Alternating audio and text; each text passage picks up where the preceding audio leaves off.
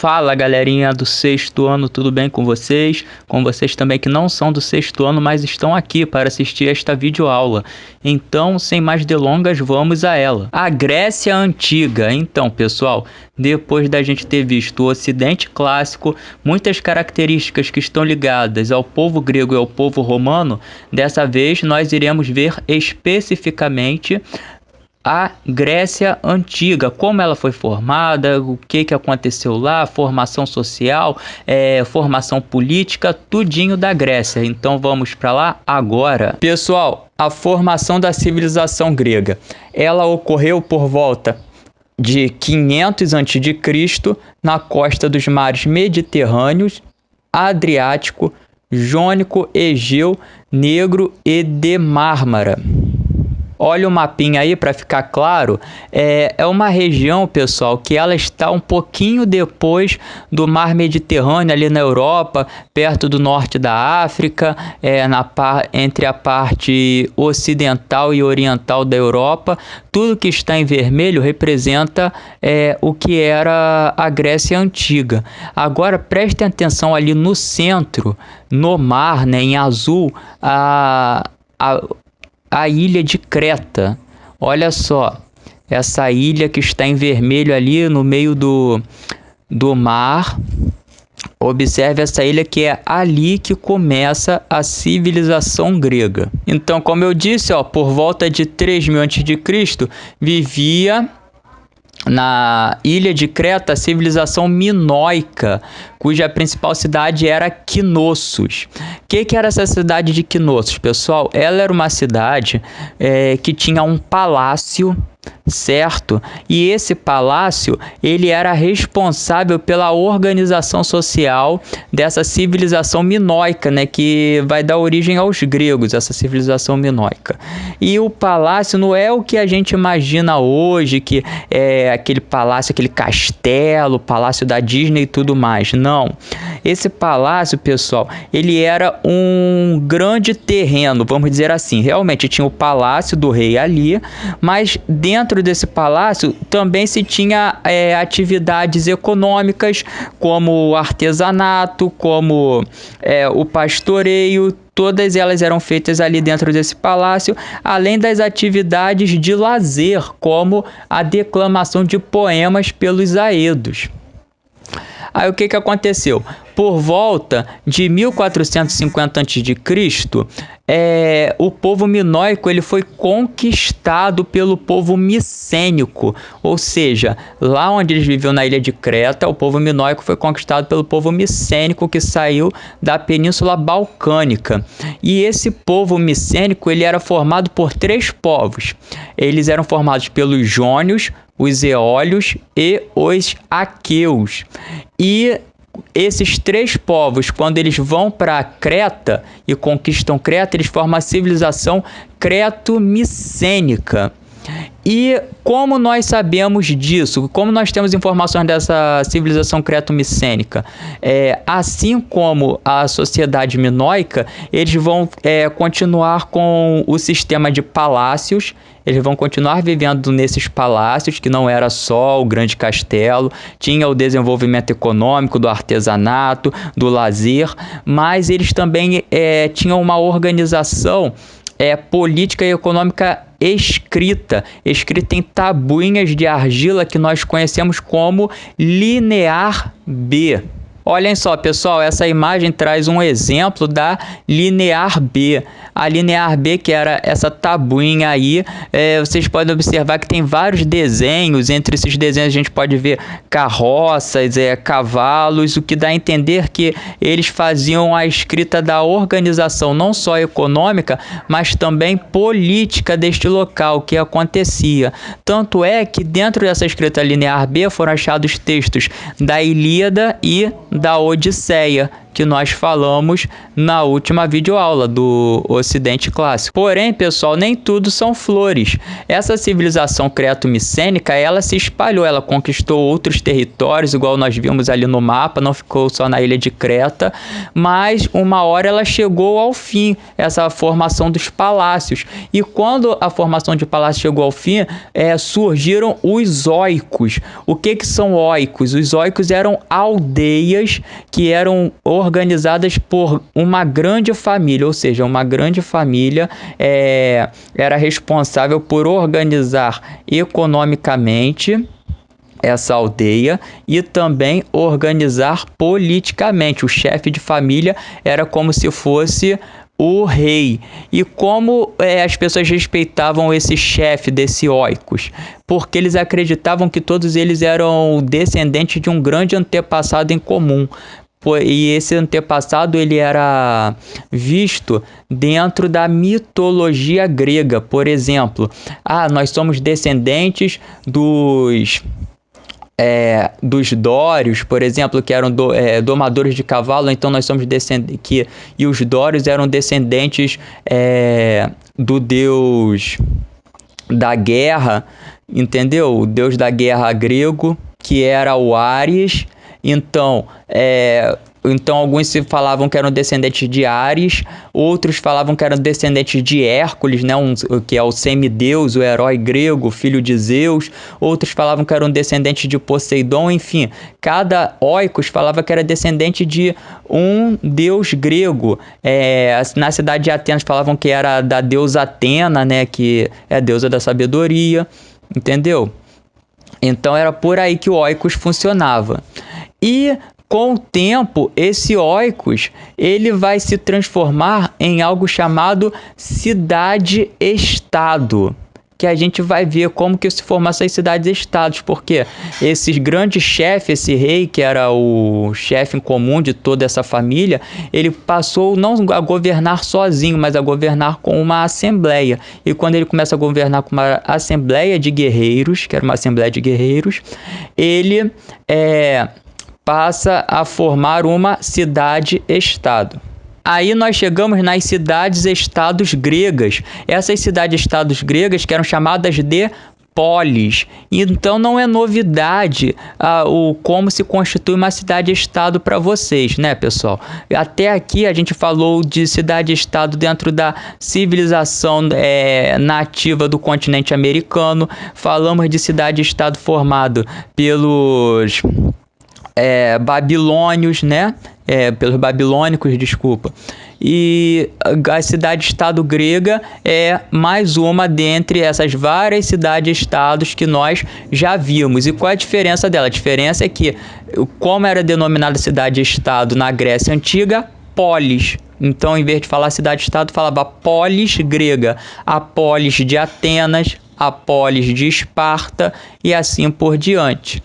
E como já vimos, cidades-estados são cidades independentes que possuem seu próprio governo, seu próprio comércio e suas próprias leis. Então, cidade-estado é uma cidade independente que vai ter o seu próprio governante, seu próprio sistema de comércio, vai criar suas próprias leis e vai ter, no caso da Grécia, sua própria assembleia. Então, os membros dessa cidade-estado eles participavam ativamente das decisões políticas. E a polis poderia ser governada de 4 formas, a polis na Grécia: através de uma monarquia, ou de uma oligarquia, ou de uma tirania, ou de uma democracia. E nós vamos ver isso agora. Aí está o quadro para vocês, pessoal: monarquia, oligarquia, tirania e democracia, as 4 formas de governo. Então, a monarquia, ela é formada por um rei. É quando um rei ele vai governar essa cidade sozinho, ele vai criar as próprias leis, ele vai organizar o exército. E, no caso, o que a gente traz de interessante, de curioso dentro das polis gregas, é que a polis de Esparta, a cidade-estado de Esparta, ela era governada por 2 reis. Então, ao invés de ser uma monarquia, ela era chamada de diarquia. Então, diarquia porque tinham 2 reis. E ainda falando da cidade de Esparta, a gente pode falar que o sistema lá não era só uma diarquia, mas porque esse rei ele ouvia alguns membros de Esparta, mas só que esses membros que ele ouvia de Esparta eram nobres, eram considerados cidadãos espartanos, que eram pessoas nobres que faziam parte da aristocracia. O que significa isso? Aristocratas eram grandes proprietários de terras, de famílias ricas, ou seja, quando a gente fala de aristocrata, a gente está falando de pessoas ricas, com poder econômico. Então, como só essas pessoas eram consideradas cidadãos dentro de Esparta e os reis de Esparta só ouviam essas pessoas, esse governo também ficou conhecido como oligarquia. E a oligarquia é o quê? A oligarquia é o chamado governo de poucos. Então, o que significa isso? Que poucas pessoas podem opinar no sistema político. Já a tirania, a gente pode ver a tirania dentro da polis de Atenas. A polis de Atenas passou por um período de tirania, que é quando um governante ele dá um golpe dentro da cidade-estado e passa a governar essa cidade-estado. E geralmente, dentro da Grécia Antiga, esse tirano só conseguia dar um golpe bem-sucedido e assumir o poder político dentro da polis porque a população apoiava esse tirano, ou seja, a população apoiava as atitudes desse tirano. E esse governo é chamado de tirania porque ele vai governar sozinho por ele ter dado esse golpe, certo? Esse golpe que a gente chama de golpe de Estado. E a democracia, que é o sistema de governo que a gente vê no Brasil e na maioria dos países do mundo atualmente, a democracia, ela é como funciona a democracia. A democracia funciona com a participação de todos os cidadãos da cidade. Então, eles vão decidir sobre as questões da cidade-estado. E em que polis a gente vê o governo democrata, né? Uma democracia, a gente vê dentro da Grécia Antiga, na polis de Atenas. Então, monarquia e oligarquia, a gente vê dentro da polis de Esparta, tirania e democracia dentro da polis de Atenas. Aí vocês podem perguntar, mas professor, só existiam essas duas cidades-estado dentro da Grécia? Não. Existiam mais cidades-estados. Só que o que acontece? As principais cidades-estados da Grécia Antiga foram Esparta e Atenas. Foram as referências para o nosso mundo contemporâneo. Por isso, a gente estuda mais aprofundadamente a polis de Esparta e a polis de Atenas. Então, já que a gente estuda mais aprofundadamente essas duas polis, a de Esparta e de Atenas, vamos nos aprofundar um pouquinho agora na polis de Esparta, já que ela foi uma das principais polis gregas, igual eu falei, né, a polis grega, e foi fundada pelos dórios, né, que eram chamados os domadores de cavalos. E eles se destacavam, os espartanos, por ser uma cidade guerreira. E por que os espartanos se destacavam por ser uma cidade guerreira? Porque as crianças em Esparta, né, os meninos já eram educados para serem guerreiros desde os 7 anos de idade. Então, essas crianças, os meninos, né, saudáveis, não podia ter nenhum defeito físico, ele era treinado militarmente para defender a polis de Esparta. E como isso funcionava, essa questão do saudável ou não? A criança que ela nascia com algum problema físico dentro de Esparta, ela era morta, porque ela não serviria, né, para ser um guerreiro. E além disso, além desse detalhe, as mulheres de Esparta, né, elas não tinham a mesma valorização dos homens, né, dos meninos.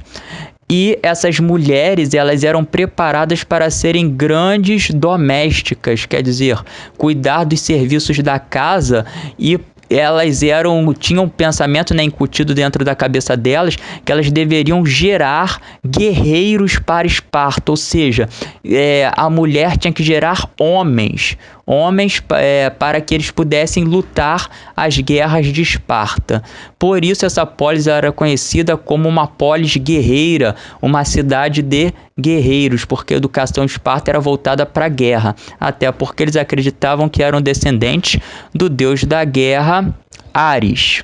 Como nós já falamos, Esparta era governada por uma diarquia, que era caracterizada pelo quê? Pela oligarquia, que significa governo de poucos, ou seja, era uma diarquia, 2 reis governavam Esparta, mas eles ouviam, né, uma aristocracia, pessoas ricas que formavam essa oligarquia, e essas pessoas estavam divididas, né, em 3 órgãos, que era a Gerúsia, que era uma assembleia comandada por cidadãos de Esparta, mas que eles eram idosos, né, eles eram anciãos, e eram no total de 30 anciãos, quer dizer, 30 idosos que comandavam a Gerúsia, iam decidir sobre questões de guerra, se a Esparta deveria ir ou não para a guerra, entre outras questões da cidade, né? Questões de leis, organização e tudo mais. Já a Ápila, pessoal, a Ápila ela era também composta por cidadãos espartanos, e esses cidadãos eles eram um pouco mais jovens. Esses cidadãos eles tinham geralmente uns 30 anos. Eles só poderiam fazer parte da Ápila a partir dos 30 anos. E eles também decidiam sobre questões de leis da cidade. Era como se fosse a Câmara dos Deputados, a Ápila, e a Gerúsia fosse o Senado, e a Ápila ela decidia sobre algumas questões e quem dava a palavra final era a Gerúsia. E a Ápila geralmente concordava, na verdade, com as decisões da Gerúsia. Desculpa, a Gerúsia seria a Câmara dos Deputados e a Ápila seria a do Senado, porque a Ápila votava depois. E a Ápila, ela iria, no caso, dar o veredito final. E esse veredito, ele geralmente concordava com o que já tinha sido decidido pela Gerúsia. E o Eforato, né, que é o último que a gente está vendo, eles eram formados apenas por 5 membros que eram eleitos entre o povo e que comandavam esse Eforato apenas por 1 ano. E eles, né, tinham o poder de convocar a Ápila e a Gerúsia, caso a decisão da Ápila não concordasse com a Gerúsia. Aí, no caso, o Eforato era o voto de Minerva e esse Eforato ele iria aplicar a decisão da Gerúsia, que era a Assembleia dos Anciãos. E, por último, a gente pode ver aí a organização social de Esparta, que era formado pelos esparciatas, né, que são os considerados cidadãos espartanos de fato, esparciatas ou espartiadas, pessoal, ou um ou outro, pode ser escrito. E esses daí eram realmente os cidadãos que podiam concorrer a cargos políticos e militares e eram geralmente os donos de terra, né, aquelas pessoas que possuíam riquezas, posses. Aí nós temos os ílotas. E quem eram esses ílotas? Os ílotas eram escravos, pessoal. Eles eram escravos e eles eram geralmente pessoas que tinham sido conquistadas pelos espartanos durante a guerra, eram escravos de guerra e por isso eles eram submetidos aos espartanos. E os periecos, esses eram os trabalhadores livres, homens livres dentro de Esparta, mas que não participavam de nenhuma assembleia, já que eles não eram guerreiros, eles trabalhavam no comércio, no artesanato ou então na agricultura. Eles cuidavam de questões mais básicas da cidade, porém vitais, e por isso eles não eram considerados cidadãos nobres que poderiam fazer parte da vida política e militar de Esparta. De Esparta vamos para Atenas. Atenas, que era uma cidade-estado também fundada pelos jônios, e esses jônios da cidade de Atenas, eles se organizaram primeiramente através de um governo aristocrata, ou seja, os eupátridas. Quem eram os eupátridas? Eram os bem-nascidos, né? Eram os que falavam que eram de uma linhagem, descendentes de Atena, a deusa da sabedoria, e por isso eles deveriam ser os governantes dessa cidade-estado, dessa polis grega. Mas, na verdade, eles eram grandes proprietários rurais, ou seja, eles tinham um poder econômico, e devido a esse poder econômico, eles governavam a cidade. E aí a gente tem os georgoi, que eram os pequenos proprietários de terra, pessoal. De terras, desculpa. E por eles serem pequenos proprietários de terras, muitas das vezes eles passavam por algumas dificuldades financeiras, né? Às vezes a terra não prosperava, a terra não dava a plantação, né? Não dava a colheita ideal, e por isso muitos desses georgoi, um nomezinho difícil, muitos desses georgoi, eles vendiam suas propriedades, né? Deixavam de garantia quando pegavam empréstimos com os eupátridas. Então, esses georgoi, eles pegavam esses empréstimos e deixavam como garantia suas terras, e quando eles não tinham terras para deixar de garantia ou não era o suficiente, eles se colocavam como garantia, ou seja, caso eles não pagassem, eles se tornavam escravos dos eupátridas, dos aristocratas. Perfeito, pessoal. E o que significa? Significa que dentro de Atenas, inicialmente dessa polis, ocorria a escravidão por dívidas. Então, o que é a escravidão por dívidas? É quando você quer comprar algo, você não tem o dinheiro. Aí, no caso, na Idade Antiga, você pegava um empréstimo com alguma pessoa, e por você não ter uma garantia de que você poderia pagar, você se colocava à venda. Então, caso você não conseguisse pagar aquela quantia que você pegou emprestada, por algum tempo você trabalharia como escravo daquela pessoa, até você pagar o que você devia. Então, por algum tempo, você ficava sendo escravo desse aristocrata. Por isso é chamado de escravidão por dívida. Pago a dívida, a pessoa estava liberta. Mas caso ela não pagasse, caso ela não cumprisse, né, com o combinado, ela viraria escravo. Então, geralmente era um período de 7 anos que a pessoa ficava trabalhando como escrava quando ela não pagava as suas dívidas. E outro público, né, que fazia parte dessa composição social de Atenas eram os comerciantes e os artesãos de Atenas.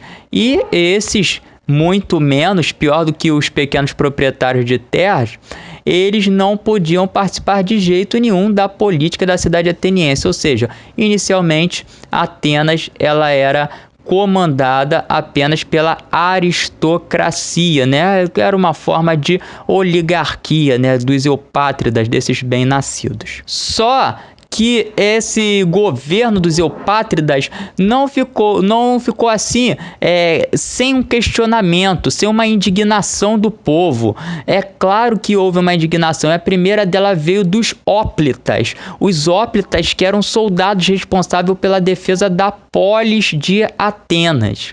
Então, esses hóplitas, que eram esses soldados responsáveis pela defesa dessa cidade-estado, eles começaram a questionar o poder desses eupátridas. E não só eles, mas com o tempo, né, esses eupátridas eles foram perdendo terras, foram perdendo o poder econômico, enquanto os comerciantes eles começaram a ter uma ascensão econômica mais rápida e começaram a comprar armas e a lutar do lado desses hóplitas, ou seja, começaram a fazer parte do exército hóplita, e eles perceberam que nem os pequenos comerciantes que estavam enriquecendo e nem esses soldados tinham direito político. Por isso ocorreu a Revolução Hoplítica, que é em homenagem a esses hóplitas, né? Essa revolução, ela tinha o objetivo de mudar esse cenário político de Atenas, de expandir a voz política para pessoas do povo também. E além dessa Revolução Hoplítica, houveram outras revoltas populares. E essas revoltas populares trouxeram uma mudança em Atenas, porque ao invés dos eupátridas comandarem agora Atenas, os bem-nascidos, quem iria comandar era um legislador. E o principal legislador desse período foi Solon. Solon foi visto como principal legislador porque ele implementou algumas mudanças na cidade-estado de Atenas. Mudanças como o fim da escravidão por dívida, ou seja, um ateniense não poderia mais escravizar outro ateniense. Além da divisão por dívida, a participação política agora não se daria mais pelos bem-nascidos, né, os eupátridas, e sim pela questão da renda econômica. Ou seja, ao invés de ser pela questão sanguínea, agora seria por uma questão econômica, de dinheiro. Quem tivesse mais dinheiro poderia, né, assumir grandes cargos na política. Então essas, pessoal, foram as reformas políticas que Solon trouxe. Porém, essas reformas políticas não foram suficientes para acalmar o povo ateniense.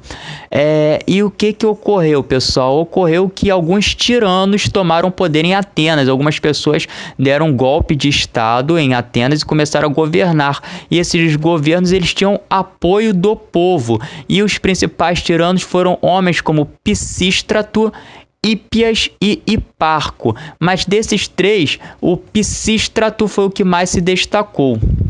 Pisístrato se destacou pois ele foi um governador do povo. Ele apoiou ideias para o povo, principalmente ideias econômicas, como liberar empréstimo para os agricultores mais pobres, além da construção de fontes públicas de água, canais e portos e construção de navios, porque ele tinha o objetivo de dinamizar o comércio marítimo da polis ateniense e assim conseguir mais apoio do povo para se manter no poder. No entanto, depois que Pisístrato deixou o poder, não, ele faleceu, os outros tiranos, eles não conseguiram dar sequência ao que ele havia feito pelo povo ateniense.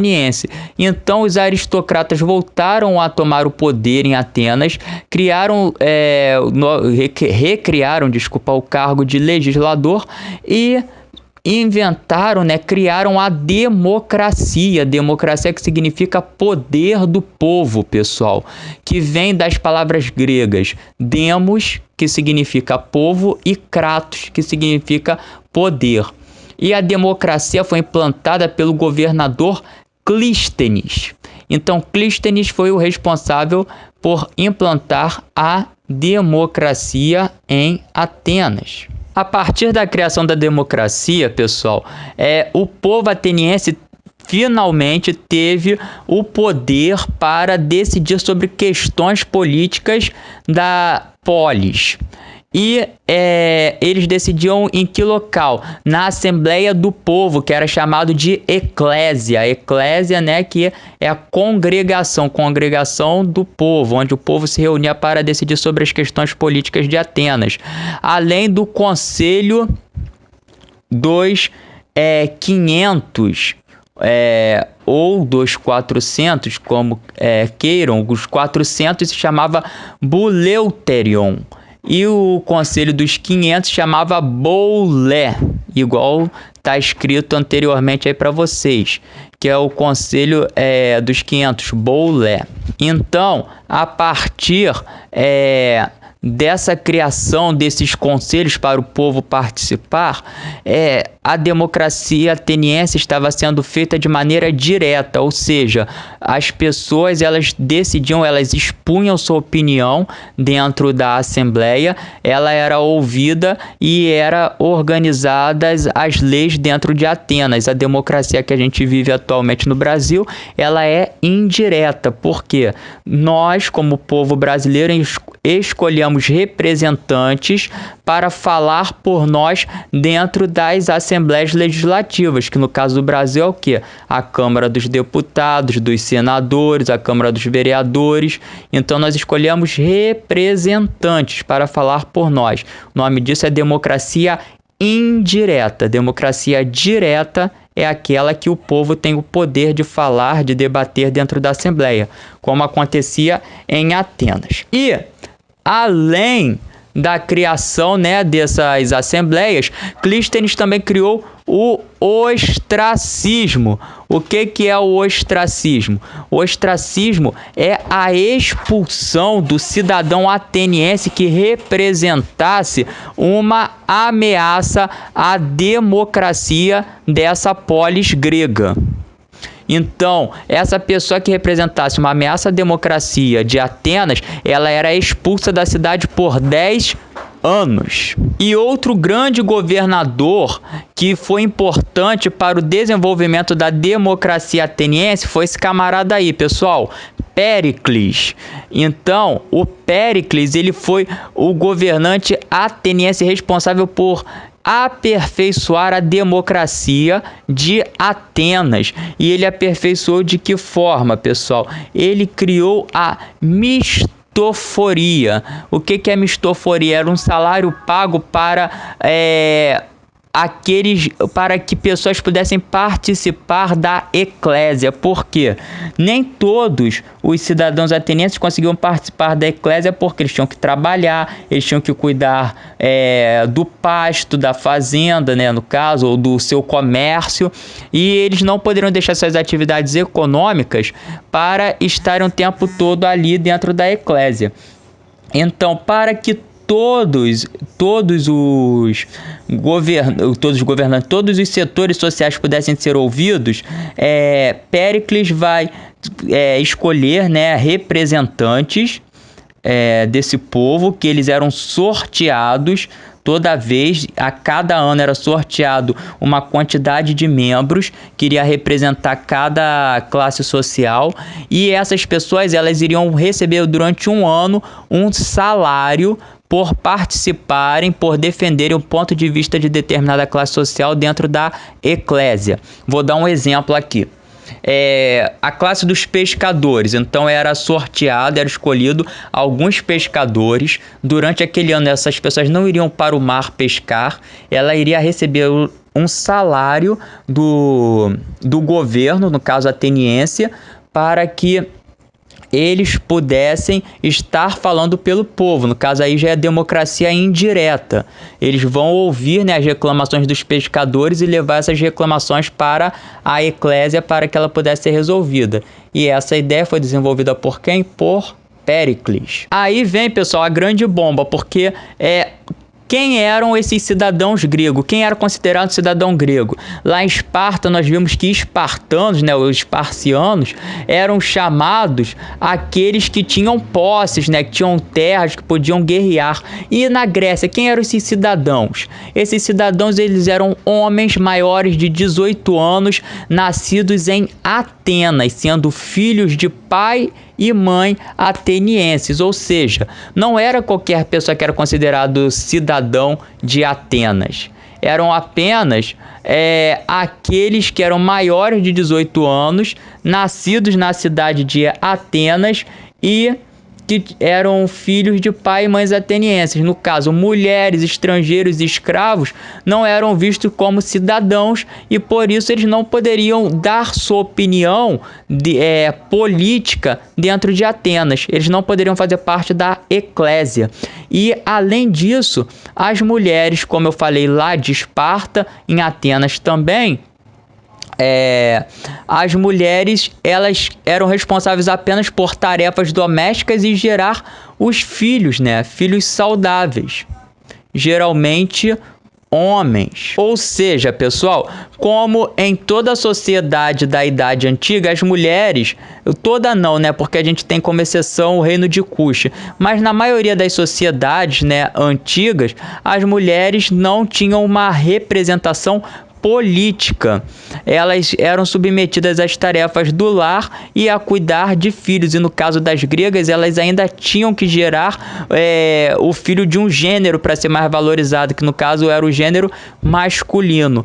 Então, no caso do Ocidente clássico, a referência para o mundo contemporâneo, as mulheres são aquelas domésticas. Por isso que a gente vê até hoje na nossa sociedade um pensamento patriarcal, esse pensamento de que a mulher tem que ser a mulher do lar, a mulher que faz as tarefas domésticas, a mulher que só tem que cuidar dos filhos, porque é um pensamento que a gente se apropriou da Grécia Antiga.